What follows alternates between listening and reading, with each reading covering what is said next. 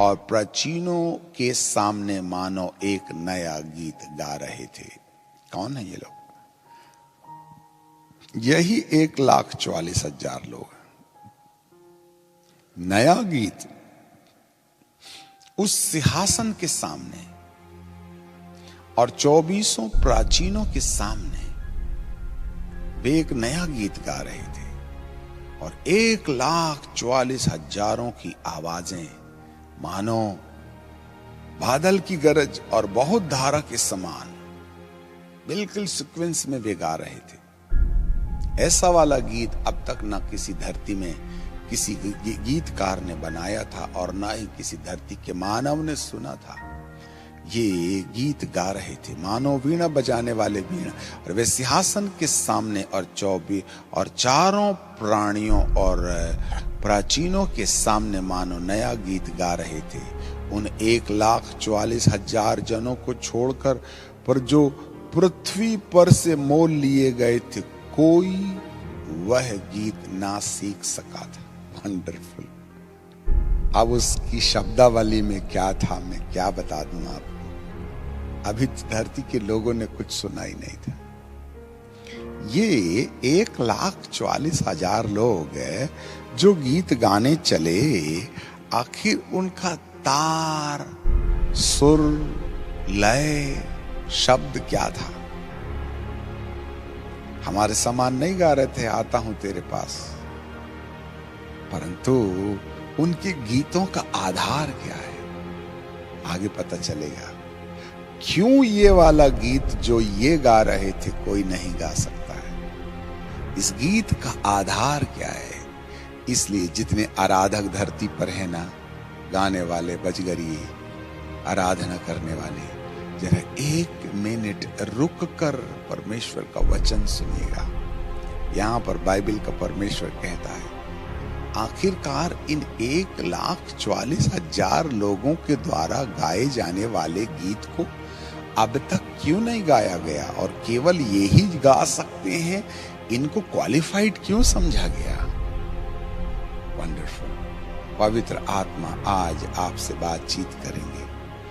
यहां पर बाइबल कहती है कि कोई गीत वह गीत ना सीख सका था, तो क्यों ये लोग कैसे सीख सके? जरा देखिए 4 पद को, वेरी इंपॉर्टेंट वर्ड है ना। ये वे हैं जो स्त्रियों से अशुद्ध नहीं हुए वरन कुंवारे थे। अब हम मोबाइल की छेड़छाड़ के चक्कर में अपना दिमाग पापी बना बैठे और एक लड़की की 4 लवर हैं। तुमको कहां से ये गीत आएगा? ये कुंवारे थे। बाय बर्थ परमेश्वर पिता ने इनको मां के गर्भ में ही पैदा किया था कि वे बिना विवाह के अपना मन इस संसार पर लगाए बिना रहें।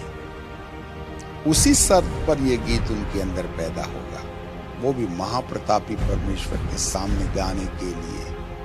आज हम गायक कलीसिया के सामने गाते हैं, आज हम गायक रेडियो में गाते हैं, टीवी में गाते हैं, मोबाइल में गाते हैं, जिससे लोग सुनते हैं और उसका आनंद उठाते हैं। हमारे गीत मनुष्यों के मनों को प्रसन्न करने के लिए होते हैं, परंतु यहां ये जो गीत गा रहे थे वो मनुष्य के लिए नहीं गा रहे थे, वरन ये जो गीत है वे गीत परमेश्वर की प्रसन्नता के लिए गाए जा रहे थे। यहां कोई संदेश नहीं है, वरन परमेश्वर की आराधना, उसकी प्रशंसा, उसका आधार है कि ये स्त्रियों के द्वारा अशुद्ध नहीं किए गए थे वरन कुंवारे थे। ये वे ही हैं जहां कहीं मेमना जाता है उसके पीछे पीछे हो लेते हैं। यहां तो कल्पना की अशुद्धता से ही व्यभिचार आ जाता है। मरे हुए काम, मेरे दोस्तों, मेरे बेटियों, मेरे बेटों, मेरे याजकों, मेरे प्रभु के भक्तों, आज कितने याजक हैं जो याजकीय टेबल से सुसमाचार सुनाते समय एक विशेष प्रकार की खूबसूरत स्त्री की तरफ में जब बार बार ध्यान दे करके प्रचार कर रहे हैं, और स्माइलिंग चेहरे से लव यू। आपको क्या लगता है ऊपर वाले की आंखें मोतियाबिंद में कोई आंधी नहीं हो गई है? वासना, ये हमारी आदत है, हमारा आचरण है।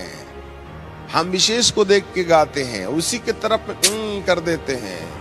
आज जितने बजगरिये आज स्टेज में खड़े हुए हैं, उनको गाने और परमेश्वर की आराधना करने से मतलब थोड़ी ने, वो तो लाइन मारने के लिए खड़े रहते हैं और वीडियो भी बनवा करके क्या बोलते हैं, कैसा गाया। उसके साथ साथ बाद में प्रेमिका से कैसा लग रहा था मैं, वाह वाह। ये क्या बिजनेस चल रहा है चर्च के अंदर में? सावधान व्यभिचारियों, बाइबल का परमेश्वर कहता, मरे हुए कामों से आजादी दिलाने के लिए मेरे यीशु ने निर्दोष और निष्कलंक खून परमेश्वर की वेदी पर चढ़ाया था। आज मैं आपसे हाथ जोड़ करके विनती करते हैं, अब तक आपने 10, 20, 30, 40, 50, 60 साल से बाइबल पढ़ा, 20, 25, 10, 15 साल से आपने पवित्र आत्मा पाया और बेहताश अन्य भाषा बोलते हैं आप, भूत भी निकालते, चमत्कार भी होता है, विश्वास भी करते हैं, अंगीकार भी करते हैं। आज हमारा आपसे एक जटिल क्वेश्चन है, वचन में से कौन सा वाला वचन आपके और मेरे माथे पर है? परिचय और प्रतिज्ञा। मैं परमेश्वर के बहुत छोटे दास होने के नाते काबिल तो नहीं हूं प्रश्न करने का, फिर भी कर ही लेते हैं अभिषेक की अधीनता में। क्या कोई है जिसने बाइबल में से उन आज्ञाओं को खोज निकाला जिसके अनुसार चलना चाहिए? हम तो पुराने नियम की 10 और नए नियम की 2 आज्ञा में आमीन मार दिए। क्या इससे हटकर के और कोई वचन के अंदर में निर्देश नहीं दिया गया कि दोष मत लगाओ कि तुम पर भी दोष लगाया जाए? लोभ मत करो, लालच मत करो, झूठ मत बोलो, मां बाप का अपमान मत करो। इतनी ढेर सारे मरे हुए कामों की लिस्ट लाई गई है। क्या हमने बाइबल में से इन मरे हुए कामों की लिस्ट को निकाल करके किसी डायरी के पन्ने में लिखा है कि मुझे ऐसा नहीं करना चाहिए? क्या बाइबल हमने इसलिए पढ़ा कि मेरे अंदर कौन सी कमियां हैं उसको मैं लाइन से कटिबद्ध कर सकूं? तो फिर बाइबल का ज्ञान हमारे तुम्हारे काम का भी क्या? चंगाई पा लिया तो क्या हो गया? मर करके तो हम परमेश्वर के सामने दोषी ठहरने के कारण उठाए जाने के लायक नहीं ठहरे ना। वह जब आएगा ना तो वह हमारे कामों के आधार पर प्रकाशित वाक्य की किताब और उसका 22वां अध्याय और उसके 12वें पद में लिखा है, देख मैं शीघ्र आने वाला हूं, हर एक के काम के अनुसार बदला दूंगा, विश्वास के अनुसार नहीं दूंगा। तो काम तो बिगड़े हैं भाईजान, काम तो मरे हुए आज भी हमारे अंदर वर्तमान है। तो जो अविनाशी बीज है ना, वो ये शरीर के काम को नहीं करना चाहिए, इसको हमें दफन करना है, इसको हमको मार डालना है, इससे हमको छुटकारा प्राप्त करना है बोल के बाइबल एक स्केल का काम करती है। आज 99.999 लोग तो बाइबल को सुनने और सुनाने का व्यापार कर रहे हैं। मुझे एक परमेश्वर का दास बता दीजिएगा जिसने शरीर के कामों की लिस्ट को प्रथम स्थान रखते हुए यह सिखाया था कि यह नहीं होना चाहिए कलीसिया के अंदर में।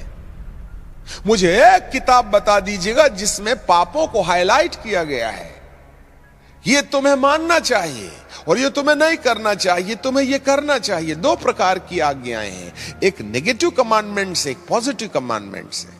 नेगेटिव कमांडमेंट्स के अंदर में ये लिखा है, ये ना करो, do not do this, do not do this, do not do this, do not do this.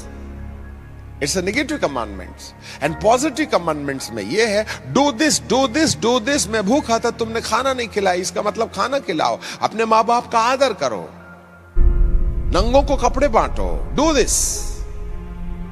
अपना 10वां हिस्सा परमेश्वर के चरणों में लाओ, केवल धन का नहीं, 10वां हिस्सा समय का भी 2.5 घंटे मेरे पास लाओ, डू दिस।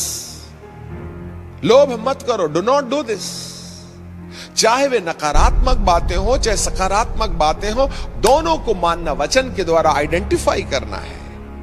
इसलिए मेरी आपसे विनती है, 2 कागज लेना, एक में क्या नहीं करना है और दूसरे में क्या करना है।